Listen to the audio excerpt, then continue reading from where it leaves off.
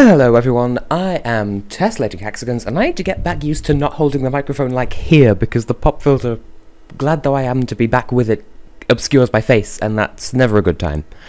But today is the 17th of April, so it's the 17th day of VEDA. I've been over this 17 times now, not counting the first 30 times in last year, so I think you know what's going on unless this is the first video of mine that you happen to watch, but why would you jump in on a video clearly marked day 17?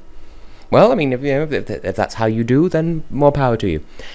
Anyway, Friday, obviously, because that's totally obvious from what you can see on screen, question mark.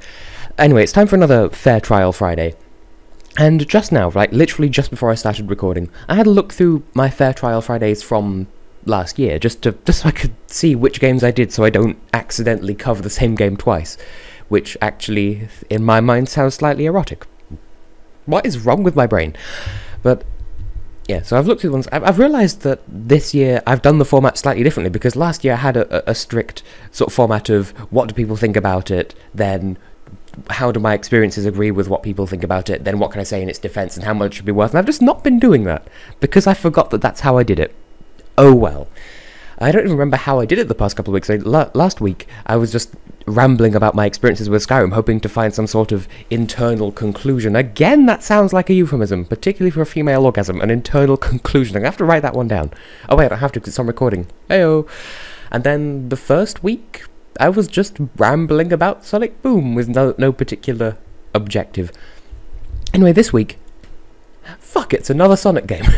Because I did at least 2 of them in the first year of VEDA, and then I did Sonic Boom 2 weeks ago. Well, this time, I'm going to look at a classic one, so it's a different vein of easy target, and that's ding, Sonic Shuffle for the Dreamcast. Now, I suppose I could lend a bit of this review to the old structure, which I should really still be using because it was a good structure. What do people say about this game that makes it so bad? Well, first of all, it does have an absolute butt-ton of loading times, and honestly, that's kind of to be expected for what it was at the time. It was something of an ambitious, curious little thing, and that the AI downright cheats, and I can't deny that. The AI does actually. That's not me being a sore loser. There have been actual experiments into what the fuck the game does, and the AI does indeed cheat, and part of my brain is saying, remember what they said at that one university lecture from, like, October. If you say AI, clarify that you mean artificial intelligence, not artificial insemination, or something like that. I don't know. We had a lecture about insemination at one point, and I don't remember. And I remember there was one point where the lecturer just sort of stood there and said, soft porn. Not even softcore, just soft porn. Like, is that relevant somehow? Did I doze off, wake up in the Twilight Zone? Anyway, that is semi-relevant to the story of the game, because it's kind of like, is it a predecessor to Mario Party? It's the same vein as Mario Party anyway, except the explanation for it, because it's a board game, the explanation for it is it takes place in some kind of dimension that's made of dreams from other dimensions, and I don't know, there's a story in there involving dreams and MacGuffin jewel things. It's a fairly standard story type for a game of its day. And as I recall, they used the same character models and voice actors as they did in Sonic Adventure 1 before. Was it?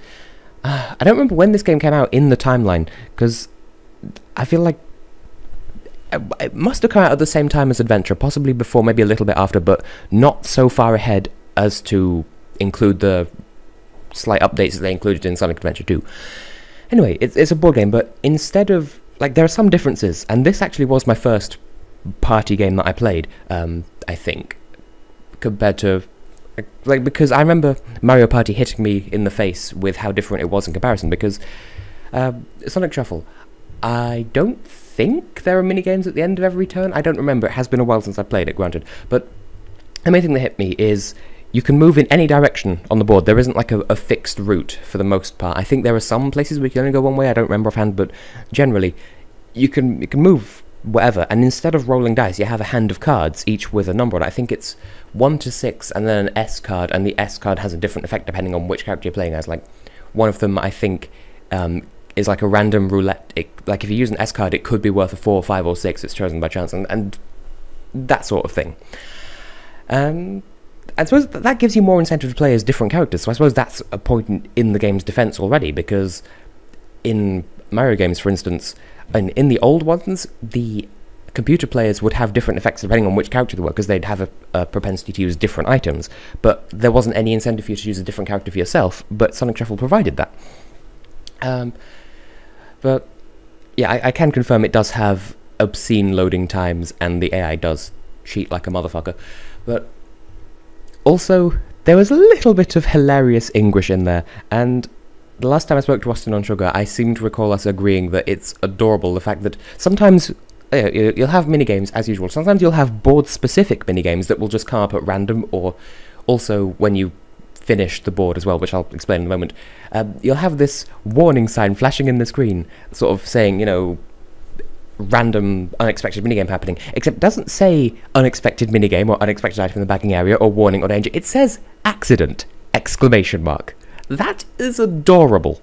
If they do, like, I want them to remake this game for the 3DS or the new 3DS or the Wii U or something, because, like, the game incorporated the visual memory unit, the memory card of the Dreamcast. If it had a screen on it, you could see which cards you had. Even, like, that way, none of the other players could see it if you were playing with actual humans, which I never really got to do.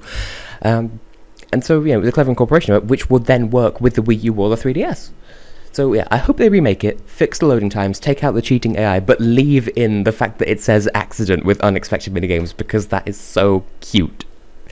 But, yeah, the way it's structured as well, similar to Mario Party, in that there are these random spots on the board where a MacGuffin will appear. So in the Mario games, you have to get there, it's a star, you pay 20 coins, everything's good, and whoever has the most stars at the end wins. But in Sonic Shuffle, there are these, I don't know if they come in a fixed order, but they are fixed spaces, just like with star spaces in Mario Party.